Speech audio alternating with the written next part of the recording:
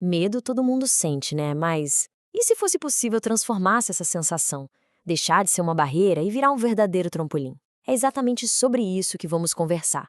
Um guia prático para a gente entender e superar aquilo que nos impede de avançar. Bom, antes de mais nada, vale a pena parar e pensar um pouco nisso. O que o medo está impedindo uma pessoa de alcançar? Essa pergunta é o nosso ponto de partida. Sabe por quê? Porque a gente só consegue enfrentar aquilo que a gente consegue nomear, que a gente entende o que é. Então, para encarar o medo, o primeiro passo é entender de onde ele vem. E olha, longe de ser um inimigo, o medo é uma emoção super normal, universal e que tem um propósito fundamental para a nossa sobrevivência. Pensa assim: o medo funciona como um grande sistema de alarme. A função original dele é nos avisar quando alguma coisa que a gente valoriza muito, seja uma pessoa, um objeto ou até uma ideia, está correndo algum tipo de risco. É o nosso alarme interno. E essa história de medo começa bem cedo, viu? Lá na infância, a imaginação é uma coisa tão poderosa que a fronteira entre o que é real e o que é fantasia quase não existe. É por isso que uma simples foto de um palhaço, por exemplo, pode ganhar vida e um poder imenso na mente de uma criança, gerando medo super genuíno. Conforme a gente vai amadurecendo, se torna essencial aprender a diferenciar os medos que nos ajudam daqueles que, na verdade, nos paralisam. E essa é a grande virada de chave. Agora, olha que interessante essa separação. De um lado, a gente tem os medos que protegem, os saudáveis. Eles garantem nossa segurança. Tipo, não tocar num fio desencapado ou desviar de um cachorro bravo. Faz todo sentido. Do outro lado, a gente tem os medos que bloqueiam. Esses vêm de outro lugar, de traumas, de dores do passado, e o resultado é que eles nos impedem de viver a vida em sua plenitude. E é super importante notar isso. Esses medos que bloqueiam não ameaçam nossa existência física, mas o impacto deles na nossa qualidade de vida é gigante. Eles geram frustração, fazem a gente perder um monte de oportunidades e criam aquela sensação constante de que a gente está empacado, sabe? Sem sair do lugar. Então, chegamos ao ponto crucial. A batalha contra o medo não se vence lá fora, no mundo real primeiro. A vitória, a verdadeira vitória, acontece aqui dentro, na nossa própria mente. Essa mudança de perspectiva é fundamental. Essa ideia é o centro de toda a estratégia. A nossa realidade externa é, na verdade, um reflexo direto do nosso estado interno. Então, a vitória sobre o medo é, antes de mais nada, uma vitória mental. Quer ver um exemplo prático disso? Pensa num jogador de vôlei.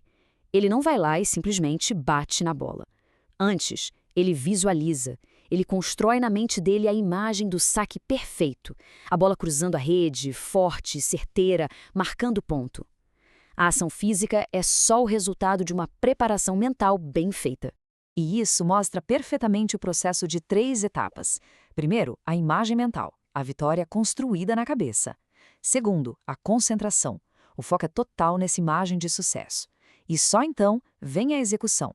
A gente age com base nisso tudo. A ação é o último passo, não o primeiro. Ok, a teoria é ótima, mas como a gente transforma isso num plano de ação pessoal? É o que vamos fazer agora, passando por algumas perguntas que vão nos ajudar a construir essa ponte. O objetivo aqui é justamente esse: usar essas perguntas como ferramentas para conectar a vitória mental com a execução no mundo real. É como se fosse um mapa para a gente sair do campo do pensamento e entrar de vez no campo da ação. E toda a jornada começa com clareza. O primeiro passo é definir o que realmente se quer alcançar nesse momento. Sem um destino claro, qualquer caminho serve, né? Mas não leva a gente a lugar nenhum específico. Beleza, definimos o quê. Agora a gente passa pro como. E calma, não precisa ser um plano gigante. A pergunta é: o que dá para fazer para realizar isso? Quais são os primeiros passos, aqueles bem práticos e possíveis que já podem ser dados? Agora, vamos buscar um pouco de inspiração. Pensa aí, existe alguma pessoa que você conhece que persistiu muito para alcançar os objetivos dela? Ter esses exemplos reais em mente ajuda a gente a ver que persistir é possível e como isso funciona na prática. E ao analisar os objetivos dessa pessoa, a gente começa a entender melhor o que é ter compromisso, ter uma visão de longo prazo. O que será que movia essa pessoa? O que a fez continuar mesmo diante das dificuldades? E agora, a gente traz o foco de volta para a aplicação pessoal. Em quais áreas da sua vida é preciso aplicar mais persistência para que aqueles seus objetivos se tornem realidade? E aqui fica uma mensagem importante para a gente guardar. Persistência não é nunca falhar. Pelo contrário, é aprender com cada experiência, seja ela um sucesso ou não. A chave é saber ajustar a rota e, o mais importante, nunca parar de se mover para frente. Para encerrar, fica essa última reflexão, que nos leva de volta à analogia do esporte e nos convida à ação imediata. Depois de todo esse planejamento mental, depois de construir essa vitória interna, a pergunta que fica é: qual é a próxima jogada?